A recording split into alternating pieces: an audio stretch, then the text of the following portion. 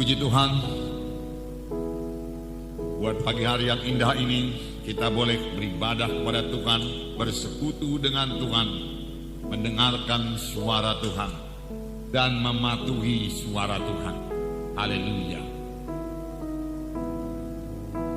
Puji Tuhan buat cuaca yang baik. Saudara dapat mendengarkan saya? Dapat semua sampai ke belakang? Lambaikan tangan saudara kalau saudara bisa mendengarkan saya. Lambaikan tangan saudara. Haleluya. Sampai ke belakang melambaikan tangan. Saya pikir mic-nya sudah cukup bagus. Tuhan memberkati. Haleluya. Nah, hari ini topik firman Tuhan yaitu menjadi orang Kristen yang rohani. Sesudah diselamatkan kita perlu bertumbuh. Karena selamat artinya lahir baru. Pada waktu kita lahir baru kita masih bayi-bayi rohani. Tapi bayi-bayi rohani tidak bisa terus bayi-bayi rohani. Melihat bayi-bayi memang cantik. Kita suka bermain-main dengan bayi-bayi. Tetapi bayi yang terus bayi setelah 1 tahun, setelah 2 tahun saudaraku, saudara membuat kita bersedih hati. Mengapa? Karena dia tidak bertumbuh. Demikian juga secara rohani, saudaraku. Nah, waktu anak kami masih kecil, kami sangat memperhatikan pertumbuhannya. Kalau dia kurus, kami pikir makanan apa lagi yang diberikan kepadanya, supaya dia bertambah-tambah gemuk. Jadi kami orang tua sangat merindukan anak kami bertumbuh, bertambah-tambah dewasa. Kemudian dia bisa sekolah taman kanak-kanak, kemudian sekolah SD, kemudian seterusnya sampai mahasiswa. Dan kami bersuka cita melihat anak kami bertumbuh. Tetapi kalau anak kami tidak bertumbuh, tidak ada yang lebih sedih lagi melihat seorang anak yang tidak bertumbuh. Nah, dari pihak Tuhan, Tuhan juga mengendaki supaya kita ini bertumbuh. Bertumbuh menjadi apa? Para berkata, bukankah tubuh saya sudah cukup besar? Benar, saudaraku. Bertumbuh menjadi seperti Yesus. Bisa bersekutu dengan Yesus. Bisa berkata-kata dengan Yesus. Mengerti perkara-perkara rohani. Minggu yang lalu saudara mendengarkan firman Tuhan. Kita harus selalu berada dalam hadirat Tuhan. Berada dalam hadirat Tuhan berarti kita bersekutu dengan Tuhan. Kita bisa berkata-kata dengan Tuhan. Kita bisa mengutarakan isi hati kita kepada Tuhan. Dan kita mendengar suara Tuhan. Itulah artinya saudaraku bersekutu dengan Tuhan. Tuhan menyelamatkan kita. Supaya kita bisa berkata-kata dengan Tuhan. Ingatkah saudara akan perkataan Tuhan Yesus yang berkata, domba-dombaku mendengar suaraku. Ya, apakah domba-domba Tuhan? Apakah orang Yahudi saja domba-domba Tuhan? Bukan, saudaraku. Saudaraku, semua anak-anak Tuhan yang sudah diselamatkan Tuhan adalah domba-domba Tuhan. Dan domba-domba Tuhan mendengar suara Tuhan. Inilah artinya dewasa. Yaitu mendengarkan suara Tuhan. Mendengarkan suara Tuhan. Nah, ini terjadi karena kita boleh mengambil waktu bersekutu dengan Tuhan. Dapat berkomunikasi dengan Tuhan. Menjadi orang-orang rohani. Kita membacakan pada saudara Roma 8 ayat 29. Roma 8 ayat 29. Sebab semua orang yang dipilihnya dari semula, mereka juga ditentukannya dari semula untuk menjadi serupa dengan gambaran anaknya, supaya ia anaknya itu menjadi yang sulung di antara banyak saudara. Siapa yang diselamatkan Tuhan, dia juga diaturkan Tuhan, ditentukan Tuhan menjadi serupa dengan anaknya, serupa dengan Yesus. Yesus sangat bersekutu dengan Bapanya. Tuhan Yesus mengerti menyampaikan maksud Bapanya. Tuhan Yesus mendengar suara Bapanya. lalu kita mendengarkan bahkan pada minggu-minggu yang lalu, di mana dikatakan Tuhan Yesus hanya mengerjakan apa yang dilihatnya dikerjakan oleh Bapa. Jadi Tuhan Yesus begitu erat persekutuannya dengan Bapa. Saudara, kita juga dipanggil untuk bersekutu dengan Bapa di sorga. Itulah dia dewasa rohani, bisa berkata-kata dengan Bapa di sorga, mendengar suara Bapa. Jangan biarkan segala perkara dunia dosa ini menghalangi persekutuan saudara dengan Tuhan. Itu kehendak Tuhan, menjadi sama seperti Yesus. Yesus yang mengerjakan pekerjaan Bapanya. Demikian kita sebagai anak-anak Tuhan, kita mengerjakan pekerjaan Bapa kita. Kita mengerjakan pekerjaan Yesus. Nah, jadi menjadi orang Kristen yang rohani, menjadi sama seperti Yesus, dewasa seperti Yesus. Tuhan juga mengendaki kita hidup sama sebagaimana dia hidup. Wah, ini luar biasa. Kelihatannya berat. Apakah memang betul ayat ini dituliskan dalam firman Tuhan? Jelas ini dituliskan kepadaku, dan ini bukan salah cetak. Dalam 1 Yohanes pasal 2 ayat 6 dikatakan, barang siapa mengatakan bahwa ia ada di dalam dia, dalam Yesus, ia wajib hidup sama seperti Kristus telah hidup. Siapa yang mengatakan dia ada dalam Yesus, dan kita semua mengaku diri kita ada dalam Yesus, bahkan Yesus ada dalam saya, itulah dia keselamatan. Yesus ada dalam saudara, dia wajib hidup sama sebagaimana Yesus hidup. Saya percaya Tuhan tidak minta sesuatu yang tidak mungkin kita laksanakan. Tentunya ini bisa jadi, dan ini kehendak Tuhan. Kita hidup sama sebagaimana Yesus hidup. Hidup dalam roh, berjalan dalam roh. Roh itu telah diberikan kepada kita. Bahkan baru-baru ini kita mengadakan baptisan.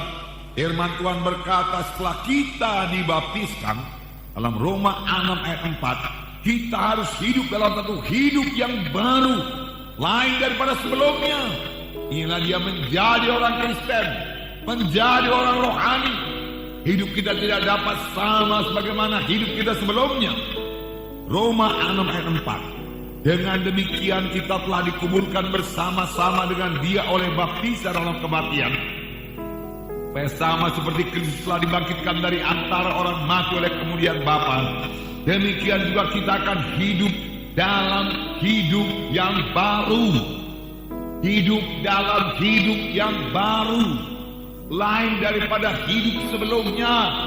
Robah sungguh-sungguh sebagai siang dengan malam, karena Tuhan Yesus telah ada dalam hati kita, dan manusia lama kita telah dikuburkan. Sekarang kita adalah manusia baru, kejadian yang baru. Kita harus hidup baru, hidup yang berkemenangan, karena Tuhan menghendaki kita menang. Sama sebagaimana Yesus hidup, dibentuk terus menjadi orang-orang rohani, menjadi sama seperti Yesus. Ini kehendak Tuhan. Hanya orang yang menang yang mewarisi hidup yang kekal. Di dalam Wahyu 3 ayat 21 dikatakan, Wahyu 2 ayat 7. Lebih dahulu saya bacakan pada saudara. Siapa yang bertelinga hendaklah yang mendengar apa yang dikatakan Roh kepada jemaat-jemaat. Roh Kudus bicara, biarlah kita mendengar suara Roh Kudus. Barang siapa yang menang, dia akan berikan dari pohon kehidupan yang ada dalam taman Firdaus Allah. Barang siapa yang menang, biarlah kita semua menang. Semua kita bisa menang. Tuhan telah memberikan Roh Kudus kepada kita. Dalam Wahyu pasal 3 ayat 21 dikatakan, barang siapa yang menang, dia akan kedudukan bersama-sama dengan aku di atas tahtaku, bagaimana aku telah menang dan duduk bersama-sama dengan Bapakku di atas tahtanya. Barang siapa bertelinga, hendaklah ia mendengarkan apa yang dikatakan Roh kepada jemaat-jemaat. Rupanya Roh Kudus senantiasa memimpin sidangnya biarlah kita mendengarkan suara Roh Kudus. Haleluya.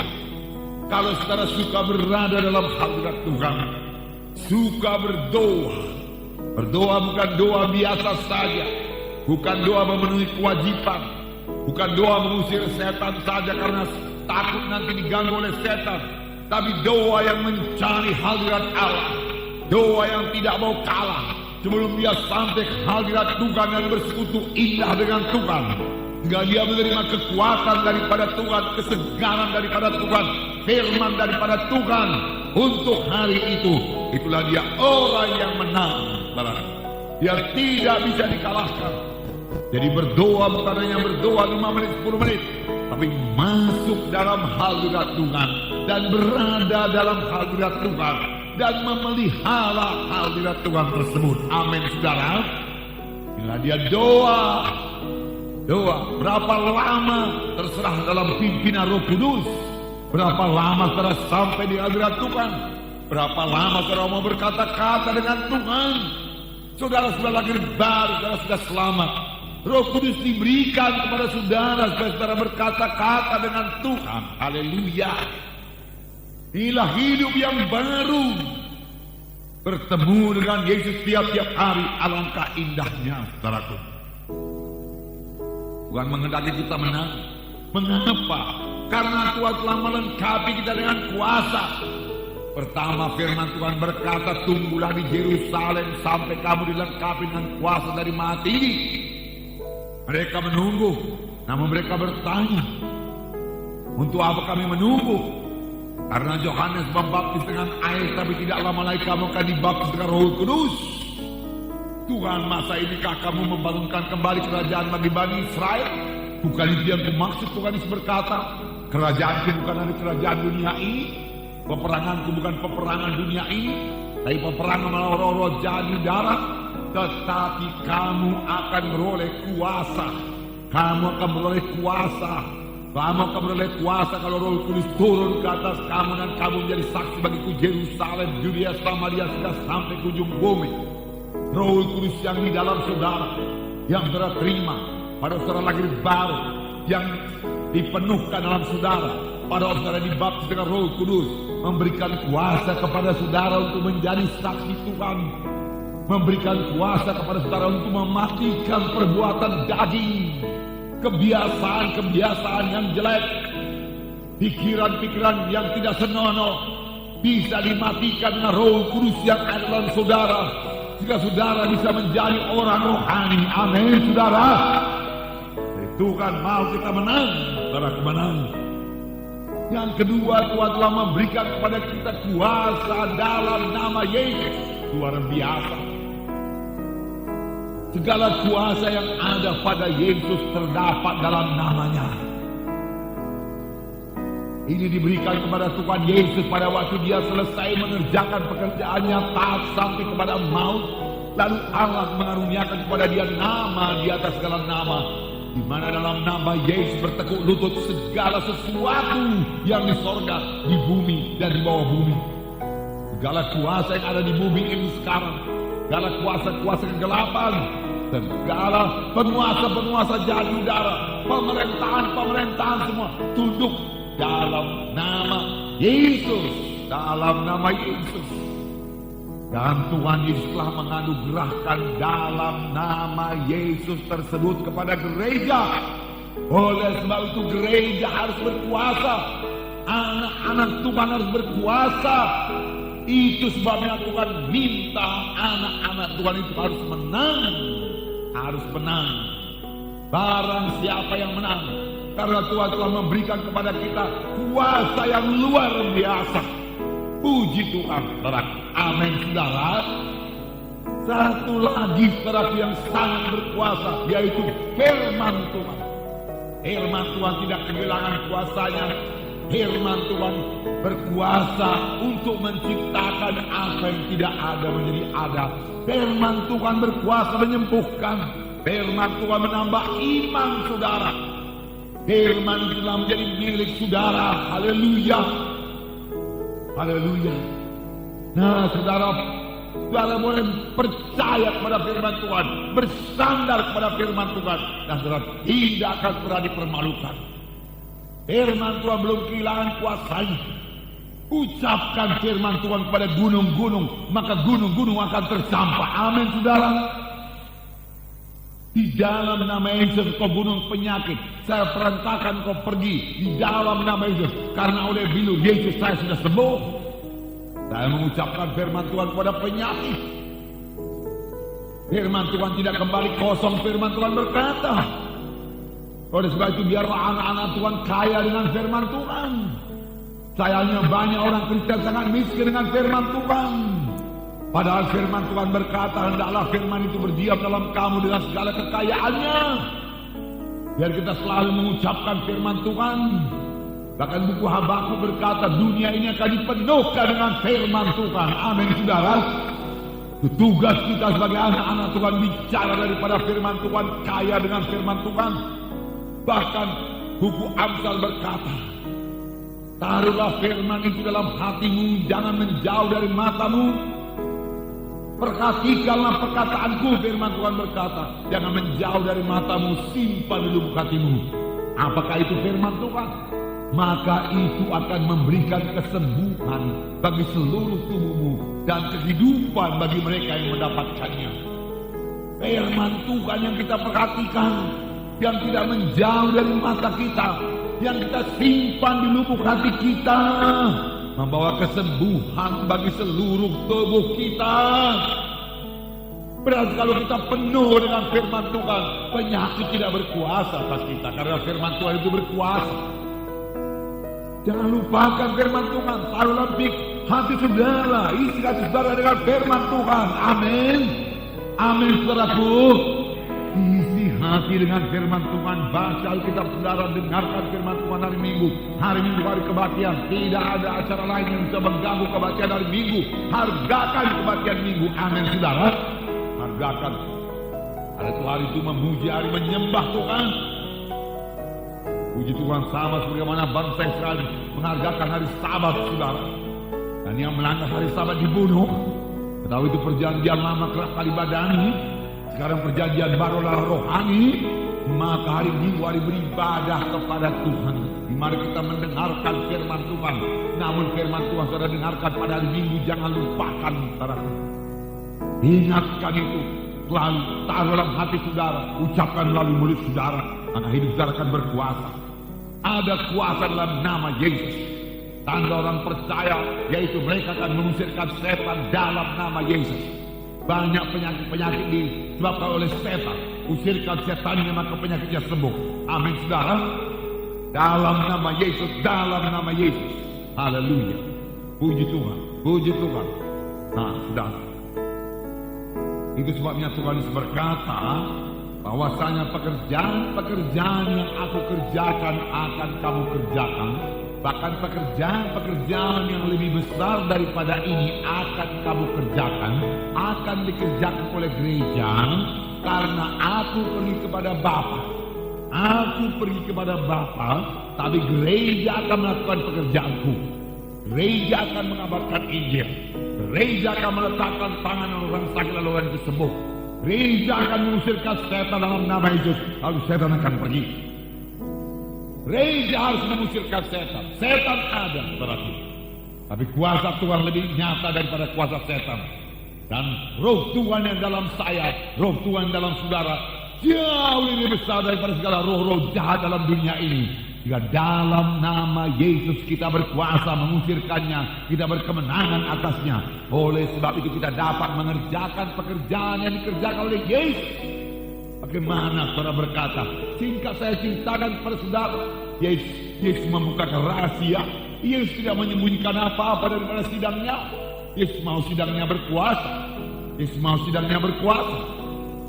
Yesus menerangkan bagaimana dia mengadakan tanda ajaib dan mujizat. Biarlah gereja memperhatikannya, saudaraku. Biarlah anak-anak Tuhan memperhatikannya. Apakah kata Tuhan Yesus? Pekerjaan-pekerjaan yang aku kerjakan adalah daripada Bapa. Aku melihat Bapakku mengerjakannya. Apa yang kukatakan kepadamu bukan daripada aku, tapi daripada Bapakku. Lalu Yesus berkata kepada orang sakit, Bangkitlah, angkat tempat tidurmu dan berjalan. Dan orang itu bangkit mengangkat tempat tidurnya dan berjalan. Mengapa? Karena dia dengar bapaknya menyuruh dia mengatakan perkataan yang demikian.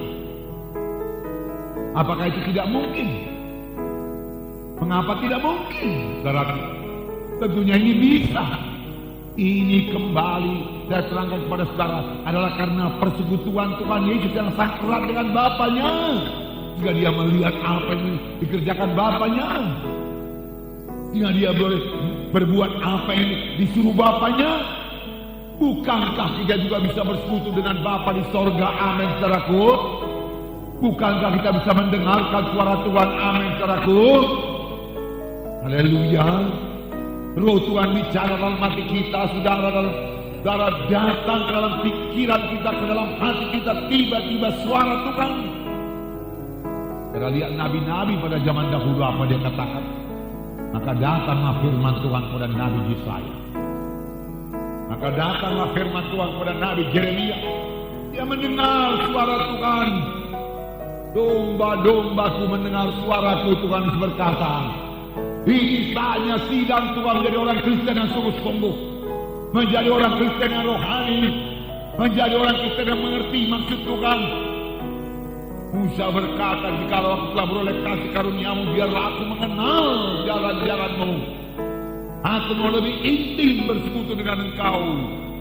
Ini saudaraku terjadi pada orang-orang rohani. Oleh sebab itu pada hari topik firman Tuhan itu menjadi orang rohani. Jangan menjadi orang Kristen yang duniawi. Jangan menjadi orang Kristen yang kedagingan, yang payah bersekutu dengan Tuhan, payah mendengarkan suara Tuhan, tidak bisa mendengarkan suara Tuhan, dikuasai oleh hawa nafsu, dikuasai oleh daging, bergumul dengan dosa, jatuh bangun hidupnya. Bukan untuk itu Tuhan menyelamatkan kita. Tuhan menyelamatkan itu untuk satu kehidupan Kristen yang berkemenangan, yang mengalahkan dunia ini. Amin, saudara. Haleluya. Untuk itu Tuhan menyelamatkan kita. Haleluya. Dan Tuhan telah memberikan segala kelengkapan yang kita butuhkan untuk hal tersebut.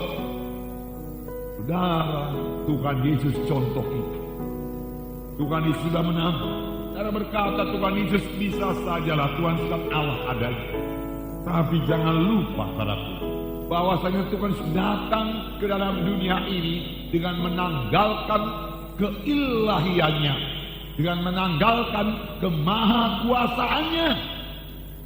Dia tanggalkan, dia menjadi sama seperti manusia, dan dia menang atas setan, dia menang atas penyakit, dia menang atas dosa.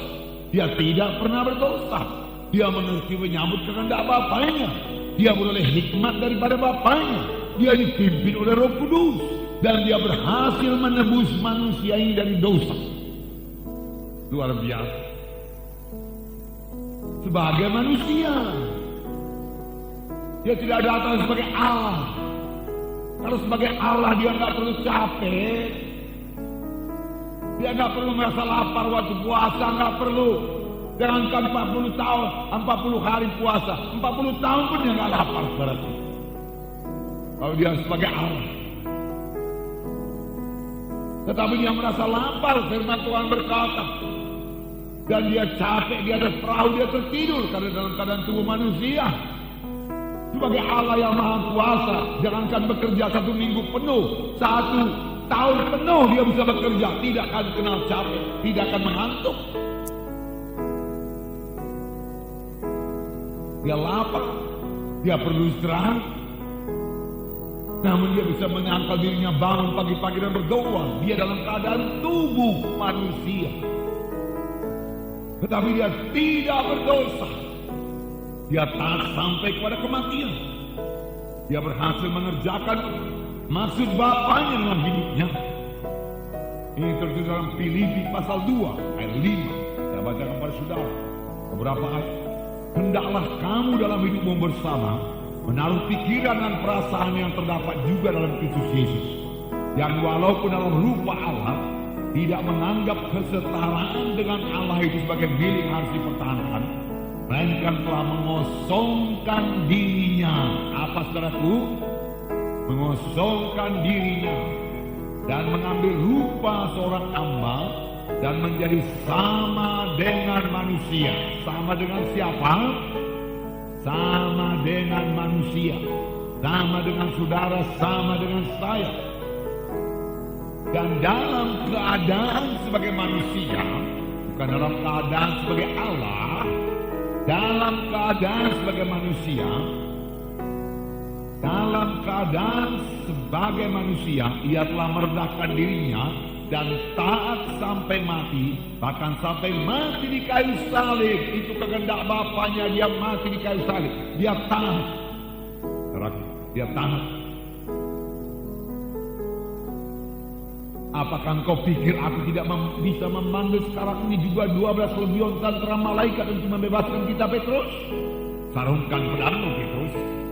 Kalau aku memanggil 12 legion tentara malaikat, surga, tapi semua manusia ke neraka. Yesus taat. Yesus memilih untuk disengsarakan untuk menebus manusia ini supaya manusia bisa selamat. Karena itulah jalan satu-satunya kepada manusia ini menerima keampunan dosa, menerima hidup. Karena semua manusia sudah berdosa dan telah kehilangan kemuliaan Allah. Mati rohani. Manusia perlu menerima kehidupan rohani. Oleh sebab itu manusia perlu lahir baru. Lahir baru dari firman Tuhan dan roh Tuhan. Itu sebabnya Tuhan Yesus menanggungkan semua sengsara tersebut. Sebenarnya dia menanggung dosa seluruh manusia. Ditimpakan kepada Tuhan Yesus. Dan Tuhan dihukum karena dosa manusia tersebut. Supaya manusia boleh sampai kepada hidup yang kekal. Itu maksud Tuhan Yesus. Itu sebabnya dia mengangkat salib dari Yerusalem ke Golgota. Di mana di kayu salib, di mana dia dipaku di kayu salib, kaki dipaku, tangan dipaku, kepala diberi mahkota duri. Tergantung di antara langit dan bumi. Sama sebagaimana Musa mengangkat ular daripada belantara, demikian anak manusia harus disalibkan. Barang siapa yang percaya kepadanya tidak binasa, tapi beroleh hidup yang kekal, beroleh hidup yang kekal. Haleluya.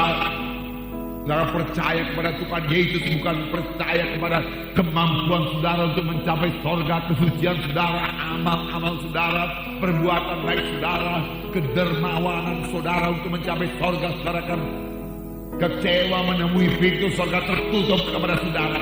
Karena segala kebaikan manusia, kejujuran manusia hanya sebagai kain lapuk saja di hadapan Tuhan. Tidak ada seorang pun yang benar, Tuhan berkata. Semuanya sudah berbuat dosa dan telah kehilangan kemuliaan Allah. Tetapi Yesus telah menebus kita manusia yang berdosa ini. Hingga Tuhan mati di kayu salib. Tetapi sebelum dia mati, dia berkata, sudah genap. Genaplah kutanggung semua dosa manusia, Bapa. Sekarang setiap manusia yang percaya kepadaku boleh selamat. Dan boleh menjadi orang rohani. Bertumbuh dalam aku. Bertumbuh menjadi seperti Yesus. Menjadi anggota tubuh Kristus, membangun gereja Tuhan. Amin, saudara. Yesus melihat gerejanya bangkit, saudaraku. Terutama Yesus melihat gereja bangkit pada akhir zaman ini. Amin, saudara. Haleluya. Saya percaya gereja akan bertambah jaya pada akhir zaman ini. Gereja akan mengalahkan dunia pada akhir zaman ini. Mengalahkan dosa, mengalahkan setan, mengalahkan dukun-dukun. Amin, saudara. Kita tidak berperang secara fisik dengan dukun, saudaraku. Kita mengasihi saudaraku dukun itu. Tetapi saudaraku, kita melawan roh-roh jahat di belakang dia, yang memakai dia. Kita usir dalam nama Yesus. Karena peperangan kita bukan melawan darah dan daging, tapi melawan roh-roh jahat di udara. Pemerintahan jahat di udara, bukan darah dan daging. Itulah sebabnya Allah sangat meninggikan dia dan mengaruniakan kepada nama di atas segala nama. Supaya dalam nama Yesus bertekuk lutut segala yang ada di langit dan yang ada di atas bumi dan yang ada di bawah bumi. Dan segala lidah mengaku Yesus Kristus adalah Tuhan bagi kemuliaan Allah Bapa. Haleluya. Nah, saudara, itulah sebabnya Allah mengaruniakan kepada nama dan segala nama. Dalam nama yang sangat berkuasa. Dan nama Yesus tersebut telah dikaruniakan kepada saudara untuk dipakai mengalahkan setan, untuk dipakai menindas penyakit. untuk dipakai sebagai senjata pemungkas menghancurkan semua pekerjaan setan. Amin, saudara. Dan merebut jiwa-jiwa dalam kerajaan surga. Puji Tuhan, saudara. Puji Tuhan. Nah, haleluya. Jadi ini kehendak Tuhan. Tuhan tidak meminta sesuatu daripada kita yang kita tidak bisa menggenapkannya, tidak bisa memenuhinya. Jadi Tuhan menghendaki anak-anaknya semua bertumbuh, bertambah dewasa, jadi orang-orang rohani yang berkemenangan, yang penuh dengan Roh Kudus, yang bersekutu dengan Tuhan Yesus, yang mendengar suara Tuhan, yang mengerti perkara-perkara rohani. Untuk itu hilangkan semua perkara daging duniawi dalam hidup saudara. Dalam 1 Korintus 3, 1 Korintus pasal 3 ini satu sidang yang sangat duniawi ditegur oleh Paulus. Duniawi dia katakan, karena terus dalam keadaan duniawi tidak mencapai hidup yang kekal, tidak sampai kepada hidup yang kekal.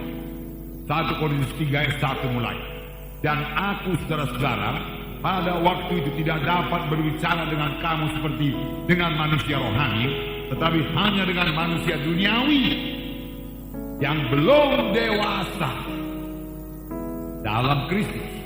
Susulah yang kuberikan kepadamu, bukanlah makanan keras, sebab kamu belum dapat menerimanya, dan sekarang pun kamu belum dapat menerimanya, sebab kamu masih manusia duniawi. Sebab jika di antara kamu ada iri hati dan perselisihan, bukankah hal itu menunjukkan bahwa kamu dalam manusia duniawi dan bahwa kamu hidup secara manusiawi?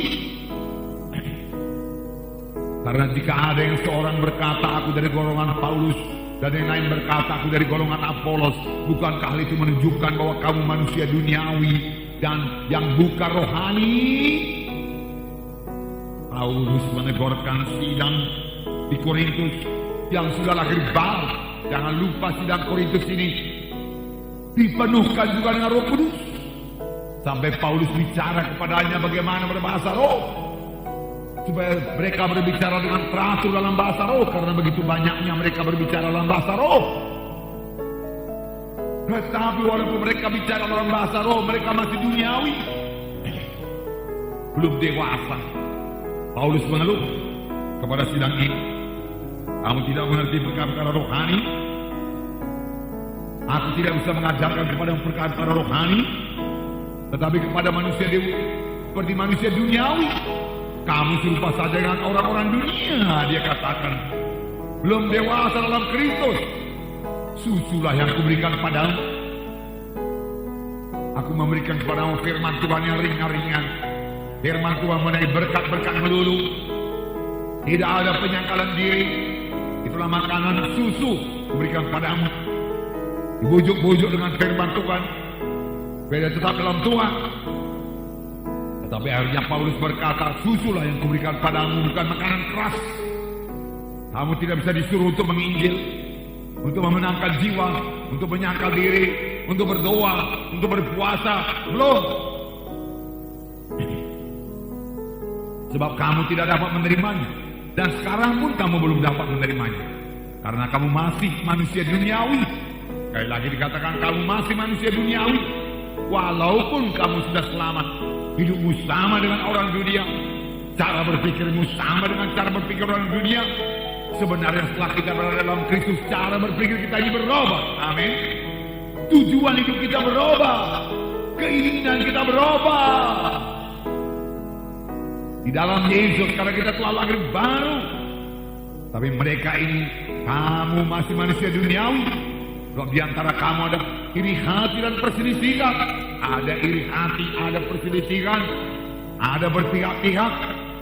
Nah, seorang berkata, aku dari golongan Paulus. Yang lain berkata, aku golongan Apolos. Apolos itu lebih rajin membaca Alkitab, lebih sistematis dia kalau berkhotbah. Ada yang lain, Paulus lebih matang. Paulus langsung dipilih Tuhan pada jalan ke Damsik. Aku pihak Paulus. Tidak, aku pihak Apolos. Paulus lebih tinggi, Apolos lebih tinggi, dan lain sebagainya. Mereka bertengkar, saudaraku, dan menjadi berpihak-pihak. Dan semua mereka adalah pihak Kristus. Akhirnya Paulus memang menegur mereka, siapakah Paulus, siapakah Apolos? Mengapa kamu pengikut Paulus? Mengapa kamu pengikut Apolos? Kamu adalah pengikut Yesus. Kamu adalah anggota tubuh Kristus. Demikian Paulus berkata kepada mereka. Mengapa kamu begitu bodoh? Karena kamu masih dalam tabiat duniawi. Tabiat duniawi membuat kita bodoh rohani. Bodoh rohani, tidak mengerti perkara-perkara rohani. Darah mereka memakai pikirannya. Orang Korintus orang-orang intelektual. Dalam 1 Korintus pasal 1 dikatakan mereka punya hikmat, pengetahuan dunia ini. Mereka banyak memakai akalnya. Dan mereka kurang bersekutu dengan Tuhan dan kurang suka bersekutu dengan Tuhan. Sebenarnya kita diselamatkan saudara untuk bersekutu dengan Tuhan. Amin saudara. Coba ingat-ingat buku Kejadian. Pada waktu Tuhan menciptakan Adam dan Hawa. Sebelum mereka jatuh kepada dosa, Tuhan datang dengan Adam dan Hawa. Tuhan menikmati persekutuan dengan Adam dan Hawa. Adam dan Hawa menikmati persekutuan dengan Tuhan. Inilah kehendak Tuhan kepada manusia yang sesungguhnya. Untuk itulah Tuhan menciptakan saudara. Saudara bersekutu dengan Tuhan. Kemudian datang dosa yang merusakkan manusia dengan Tuhan. Jika firman Tuhan berkata, bukannya tanganku terlalu pendek menolong kamu, bukannya telingaku terlalu berat mendengarkan doamu, tapi dosamu serupa dengan dinding memisahkan aku dengan engkau. Itu sebabnya banyak doa orang-orang manusia ini yang belum selamat, belum lahir baru, melayang-layang, melenceng ke kiri, melenceng ke kanan. Mengapa saudaraku? Karena dosanya masih serupa dengan dinding memisahkan dia dengan Tuhan. Doanya melayang-layang. Tetapi setelah kita selamat, dinding dosa itu dicabut, kita bisa bersekutu lagi dengan Tuhan. Amin saudara. Itu sebabnya firman Tuhan berkata, domba-dombaku mendengar suaraku. Daud sangat merasakan persekutuan dengan Tuhan. Minggu yang lalu kita mendengar bahwasanya Daud berdosa. Tetapi setelah Daud berdosa, dia berkata kepada Tuhan, Tuhan, apapun hukumannya kepadaku kuterima, asal engkau jangan menarik Roh Kudus-Mu daripadaku. Janganlah kau buang aku dari hadirat-Mu, Tuhan. Tidak ada gunanya hidupku di luar hadirat-Mu. Dia menikmati hadirat Tuhan. Dia telah lama bersekutu dengan Tuhan. Dia menikmati berkata-kata dengan Tuhan. Dia menikmati bersama-sama dengan Tuhan. Maria menikmati bersama-sama dengan Tuhan. Tuhan datang ke rumahnya. Maria duduk di bawah kaki Tuhan Yesus dan berkata-kata dengan Tuhan Yesus. Marta sibuk melayani, sibuk menyediakan makanan. Menyediakan makanan pada waktu hidup saudaraku lebih sulit daripada menyediakan makanan pada zaman sekarang. Kita lihat makanan-makanan di supermarket saudaraku sudah dibersihkan saudaraku. Ya, kalau ikan-ikan itu sudah dibersihkan, tinggal menggoreng saja lagi. Kalau pada waktu itu saudaraku, tentunya saudaraku diambil kambing domba, saudaraku disembelih lagi dulu, dipopek lagi dulu bulunya semuanya saudara, kemudian dibakar, kemudian baru sediakan makanan saudara. Udah jadi tepungnya pun ditumbuk lebih dahulu. Marta sangat sibuk melayani. Tapi Tuhan berkata, kemudian Marta ini saudaraku berkata kepada Tuhan Yesus, Tuhan, apa kau biarkan aku saja yang bekerja? Maria duduk saja mendengarkan di bawah kakimu. Tuhan Yesus berkata, Maria telah berbuat yang terbaik. Maria telah berbuat yang terbaik. Duduk di bawah kaki Tuhan, mendengarkan suara Tuhan. Belajarlah dari ini, saudaraku.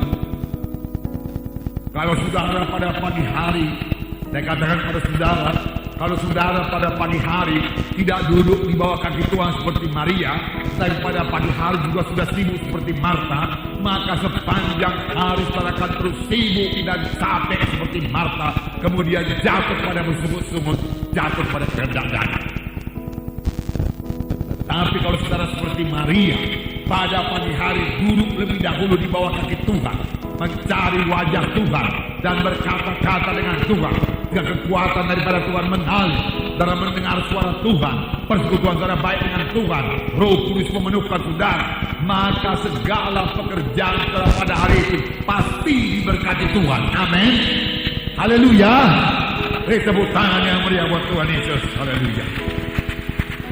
Puji Tuhan, puji Tuhan. Mari kita lihat ciri-ciri manusia duniawi. Supaya kita sadar, jujur, Kalau masih ada kita yang dalam tabiat duniawi, tabiat daging, kita bertobat. Amin, saudaraku. Kita tinggalkan. Kalau tetap dalam tabiat duniawi, firman Tuhan berkata, kamu akan mati kelak. Mati kelak artinya tidak ke sorga. Oleh sebab itu semua kita perlu berubah, dan bisa berubah. Ada kekuatan diberikan Tuhan. Roh Kudus sudah diberikan Tuhan kepada saudara. Sebab dengan Roh Kudus saudara berkemenangan. Amin, saudara. Menjadi orang-orang rohani. Di dalam Korintus, saudara, tidak bertumbuh.